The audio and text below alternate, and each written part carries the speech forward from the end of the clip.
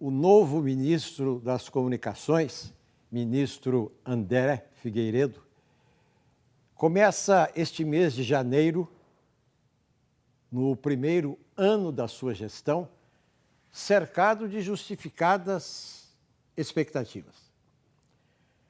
Por exemplo, o ministro André Figueiredo tem uma invejável vida acadêmica.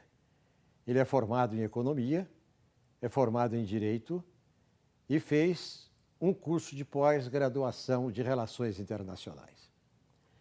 Mas ele está exercendo um cargo executivo público.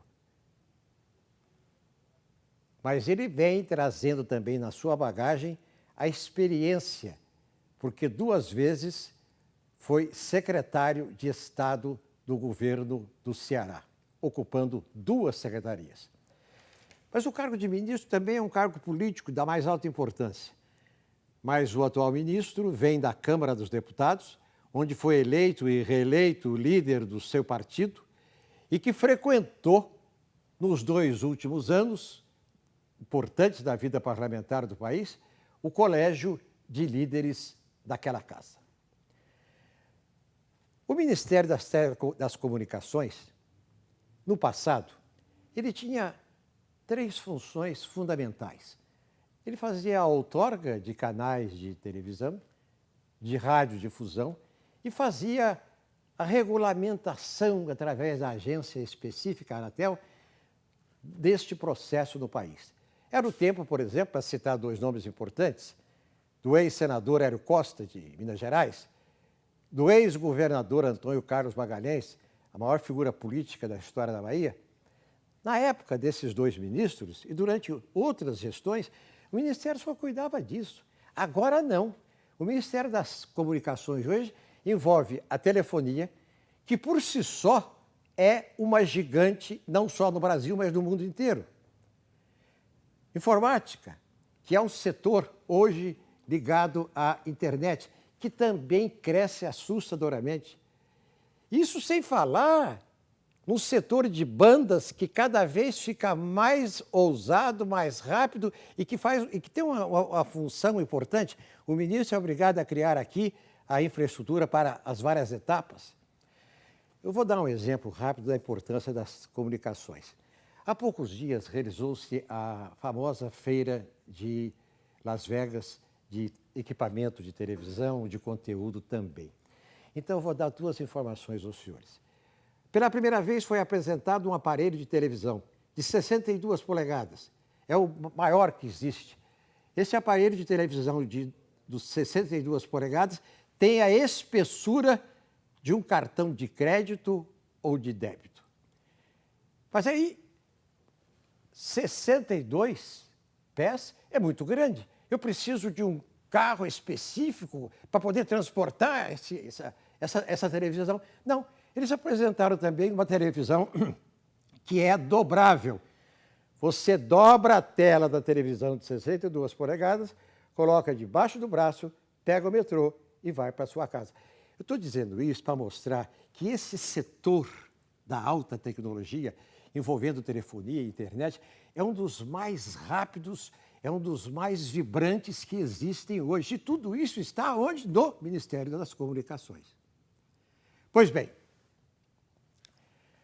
no final do ano passado, o empresário Marcos Tolentino, presidente da Rede Brasil de televisão, falando aos seus colegas em dezembro, os seus companheiros concessionários de televisão e de rádio no Brasil, ele dizia o seguinte, das expectativas e do que se aguarda do novo ministro, e dizia que só uma realização do ministro André Figueiredo seria suficiente para colocar o seu nome na história das comunicações do Brasil, que é exatamente a passagem da TV analógica para a TV digital.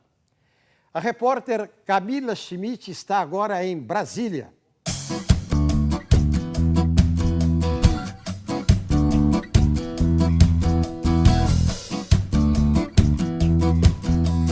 Boa noite, eu estou aqui nos estúdios da Rede Brasil em Brasília com o ministro das Comunicações, André Figueiredo.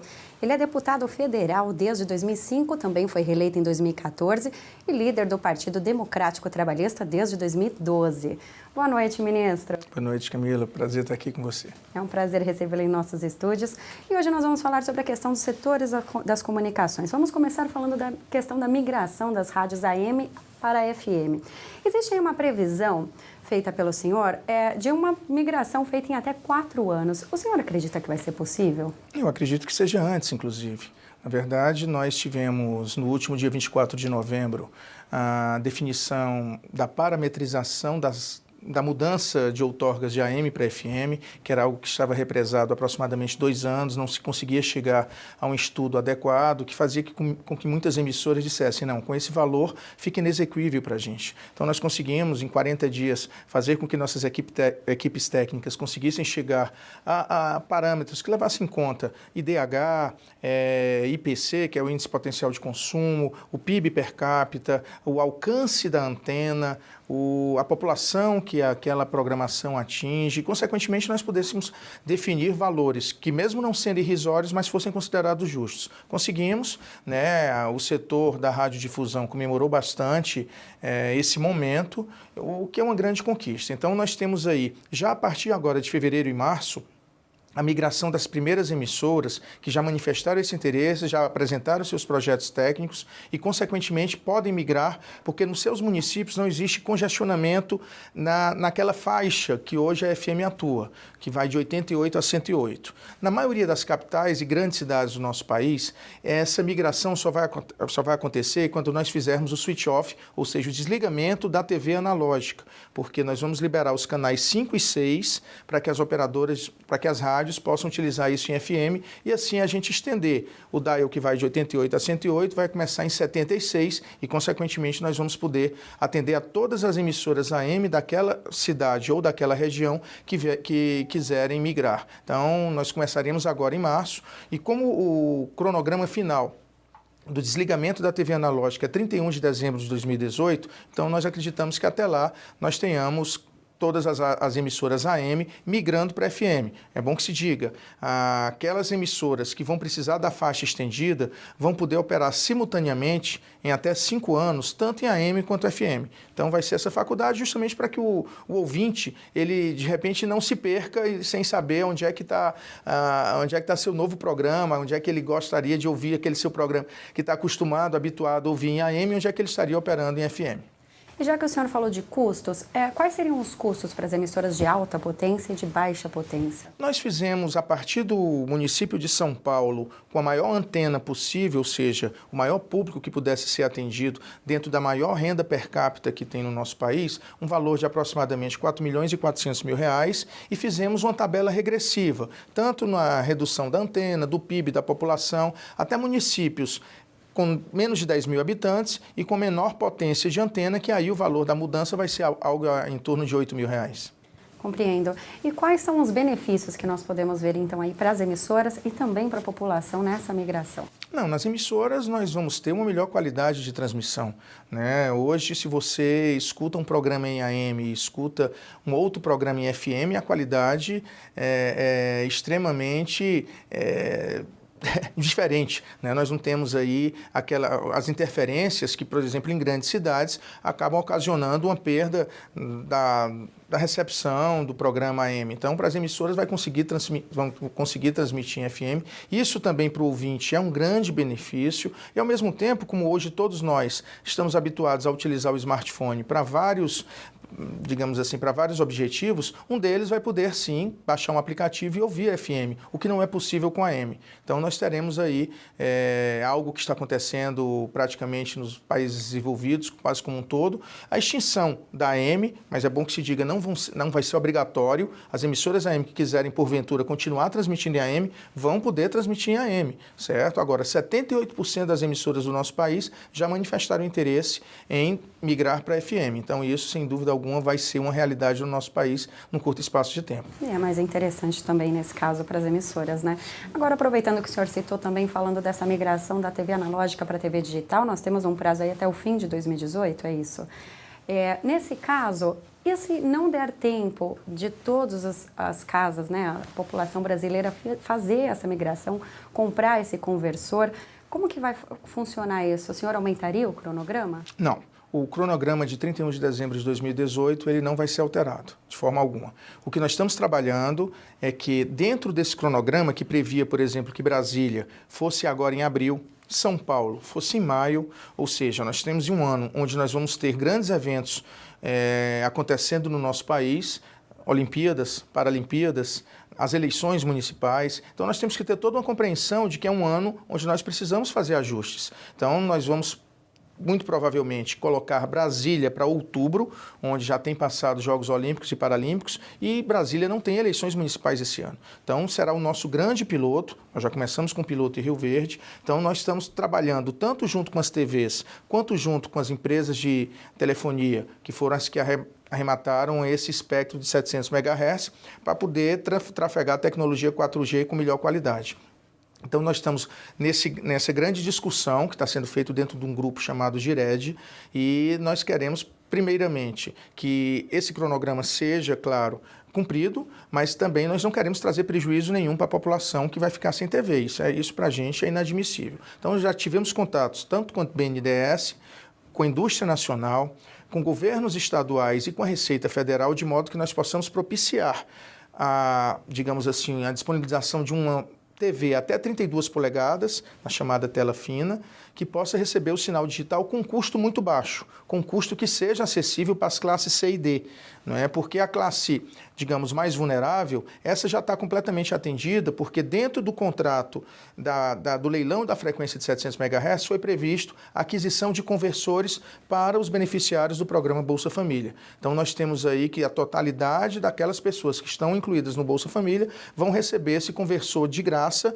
aonde for necessário fazer o switch off, aonde for necessário fazer o desligamento por completo da TV analógica. Porque existem municípios que não vai ser necessário fazer esse desligamento porque não há congestionamento de frequência. É tanto que em Rio Verde mesmo, lá em Goiás, uma das operadoras já fez uma experiência piloto de utilizar a frequência de 700 MHz, mesmo sem ter havido ainda o desligamento do sinal analógico. Então, dá para compartilhar, dá para conviver em vários municípios brasileiros. Nos Estados Unidos mesmo, onde o switch-off foi feito em 2009, existem vários municípios onde ainda tem o sinal analógico.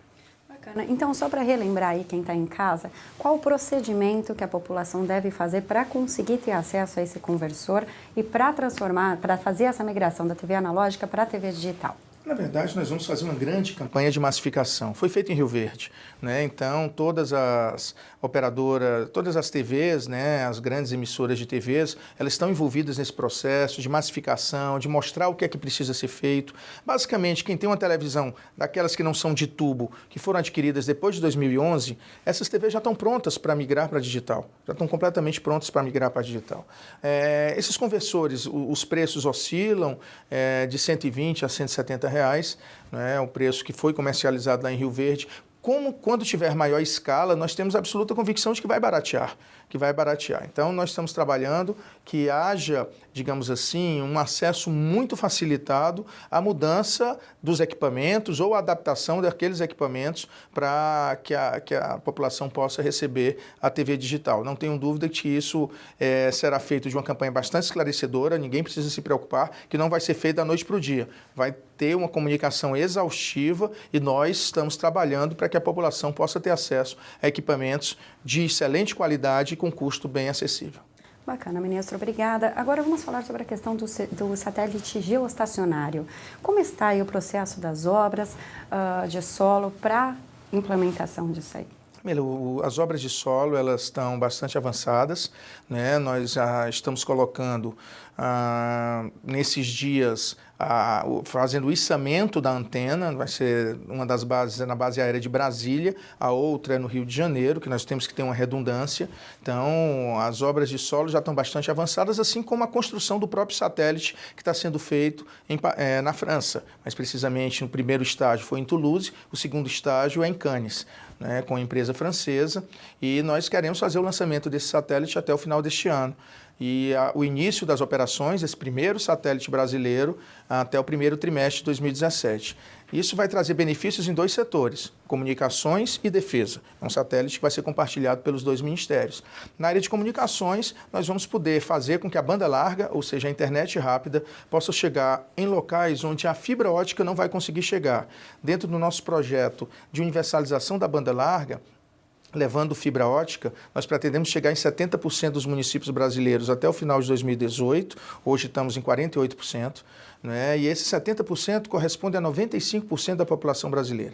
Então, nos municípios restantes, nós vamos ter a possibilidade de chegar através do satélite, o que vai possibilitar que a internet cada vez mais seja esse grande instrumento de comunicação, mas também um grande instrumento de transmissão de conhecimento, né? Hoje, a internet, ela potencializa uma igualdade de oportunidades que quando você tem a necessidade de acessar através, digamos, de livros ou de enciclopédias, poucas crianças ou jovens têm acesso a esse instrumento pelo valor que é muito caro. Agora, a internet não, você tem acesso a uma igualdade de oportunidade de poder acessar aquele conteúdo da mesma maneira, independente de você seja de uma região mais rica, de uma região mais pobre, de uma classe social mais privilegiada ou de uma classe social mais vulnerável.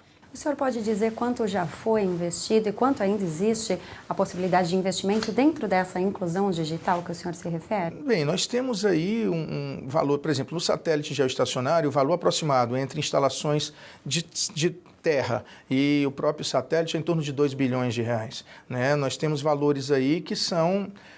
se nós quisermos colocar a internet rápida nas escolas públicas urbanas brasileiras, nós teríamos um valor mais ou menos de 900 milhões de reais a serem investidos. Então, nós estamos fazendo grandes ações em grandes locais onde nós possamos realmente ter essa universalização. Eu te definir um valor específico vai depender muito das variáveis. Chegar com a velocidade de 2 mega, hoje nós já chegamos a 92% das escolas públicas urbanas. A nossa meta, quando eu falei naquele valor anterior, é chegarmos com velocidade média de 80 mega. É uma velocidade que você potencializa crianças e os próprios professores a terem nos seus tablets o acesso à internet num sistema de Wi-Fi que a escola coloque. Hoje em dia, com velocidade de 2 mega, mal chega nas secretarias de cada escola. Então, realmente, nós precisamos investir em banda larga e esse investimento, ele é modular. Dependendo da velocidade, dependendo do alcance que nós venhamos a ter, ele pode ser mais ou menos. A nossa ideia é que quanto mais, melhor, né? Para que nós possamos ter internet rápida e de abrangência universal no nosso país. Quais os avanços do país para a implementação do 5G? O 5G é uma tecnologia que nós estamos aí com algumas pesquisas bem avançadas, né? Tive recentemente com a presidenta Dilma na Suécia, visitando uma empresa internacional, uma das 3 maiores que investe bastante nessa tecnologia, que ela vai ser muito favorável à internet das coisas. O que é a internet das coisas? É você fazer com que equipamentos possam se comunicar sem ter a interferência direta do ser humano. Então, nós temos, por exemplo, e isso para mim foi até surpresa, mas que nos enche de orgulho, por exemplo, que o braço de pesquisas dessa grande empresa internacional é a Universidade Federal do Ceará. Eu, como cearense, lógico, fiquei extremamente feliz de saber que lá no Nordeste brasileiro nós temos um centro avançado de pesquisa em tecnologia 5G. Com a previsão de entrar comercialmente no mercado em 2020, né, até a hipótese que se trabalha a nível mundial é 2020, nós queremos que até lá vários protótipos possam ser desenvolvidos e, consequentemente, nós possamos entrar até o ano de 2020 com essa grande revolução no mundo digital.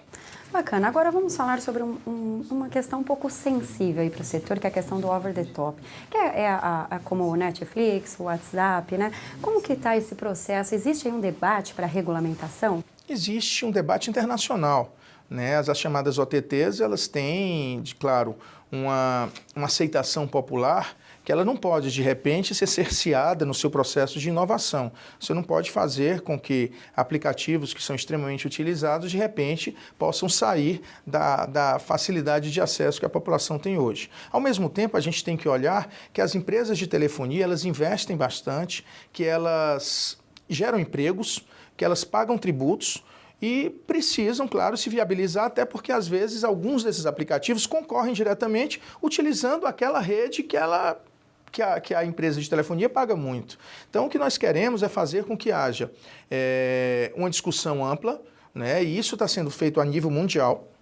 dentro da governança da internet, nós estamos colocando sempre isso em discussão, mas a proposta do Brasil é que haja sim essa regulação, mas que isso não atinja o usuário, que você possa fazer essa tarifação interna entre as operadoras chamadas over the top, né, as OTTs, e as empresas de telefonia nas quais elas trafegam, de modo a que a população possa continuamente ter acesso a essas facilidades, e para que a população saiba o que é isso, WhatsApp, Facebook, Google, enfim, são chamadas aplicativos que utilizam das redes, mas justamente não pagam tributos por isso. E quando pagam é muito pouco e quando geram empregos, no nosso país, por exemplo, é muito pouco. Então nós temos a necessidade sim de compartilhar e isso eles mesmos têm a compreensão. Não pode ser zero rating, ou seja, tarifação zero, mas precisam sim ser equacionados, tanto que eles investem em inovação, e uma dessas OTTs está investindo bastante em inovação no nosso país, né? Então, como tal, tem que ser, evidentemente, valorizado. Com certeza. E para concluir, ministro, nós podemos falar sobre a questão do cabo submarino, que vai permitir a conexão Brasil-Europa. O senhor poderia explicar um pouco mais sobre esse projeto? Claro, o cabo submarino, hoje nós dependemos, por exemplo, na conexão entre América Latina e Europa, nós dependemos de uma conexão via Miami. Ou seja, nós, além de termos uma maior lentidão, que é absolutamente insignificante, mas em alguns momentos pode ter relevância, principalmente quando tivermos 5G, mas o que é mais importante dentro dessa comunicação direta é as nossas informações não estarem suscetíveis de interceptação, né? Então, é uma questão de segurança dos países. Então, nós temos em Fortaleza a configuração de um grande hub de cabos submarinos. É de lá que já parte o cabo para Miami, é de lá que vai partir o cabo para Portugal, e também existe um estudo para vir de Angola, um outro cabo, e aí é uma empresa angolana que está investindo bastante nisso. Isso vai facilitar com que tanto as informações possam trafegar com maior rapidez, bem como com maior segurança, né? Toda a tecnologia hoje, ao vir por cabos submarinos, que são cabos de fibra ótica, né, você tem uma grande rapidez, uma grande confiabilidade, uma grande acessibilidade e, o que dos mais importantes, uma grande segurança. Então, você acredita que essa implantação ela vai ser estratégica aí para interligar continentes mesmo, para facilitar essa comunicação? Hoje é uma tendência mundial você interligar através de cabos submarinos os grandes continentes, os grandes países, e a Telebrás, que é a nossa empresa que está cuidando disso, ela está bastante envolvida também na comercialização, que é bom se diga, muito pouco de recurso público vai ser investido nesse cabo. Esse cabo ele vai ser viável comercialmente. A Telebrás é uma empresa de capital aberto, né? Tem um controle do governo, mas é uma empresa de capital aberto, então ela tem a necessidade de se viabilizar comercialmente. Então, um grande benefício que a população brasileira, a população da América Latina vai ter, sem ter recursos públicos envolvidos e, consequentemente, você tem uma internet com mais rapidez e uma comunicação com a Europa de melhor qualidade. Com certeza, ministro, eu agradeço a sua presença aqui aos nossos estúdios. Foi muito esclarecedor toda essa questão que você falou aqui dos setores de comunicação. Esperamos você novamente na Rede Brasil. Com certeza vão ter aí muitas questões nesses próximos meses. Muito obrigada. Uma boa noite. Obrigado, Camila. Uma boa noite. Além das aparências, existem questões fundamentais na área de comunicação. Por exemplo, o rádio sempre teve no país uma importância fundamental, depois da televisão. Pouca gente sabe, mas em 1936, aqui em São Paulo, cantando na varanda de uma emissora de rádio no centro da cidade, o cantor Orlando Silva, considerado na época o cantor das multidões, foi assim cognominado porque ele cantou para 40 mil pessoas no maior show da história brasileira até então, a céu aberto. Aqui em São Paulo, para citar apenas uma emissora, a Rádio Record de São Paulo, em 1940, ela tinha 11 orquestras. Porque naquele tempo não tinha disco, é claro, não tinha gravador. Então, se você queria música no ar, você tinha que fazer a música funcionar. Então, eram as orquestras que funcionavam. Também, como não tinha gravação, a gravação era ao vivo. Então, você tinha orquestras se sucedendo. É claro que isso, para o que está hoje, há uma diferença fundamental, mas durante todo esse tempo tem uma infraestrutura que é construída, que o governo teve que construir.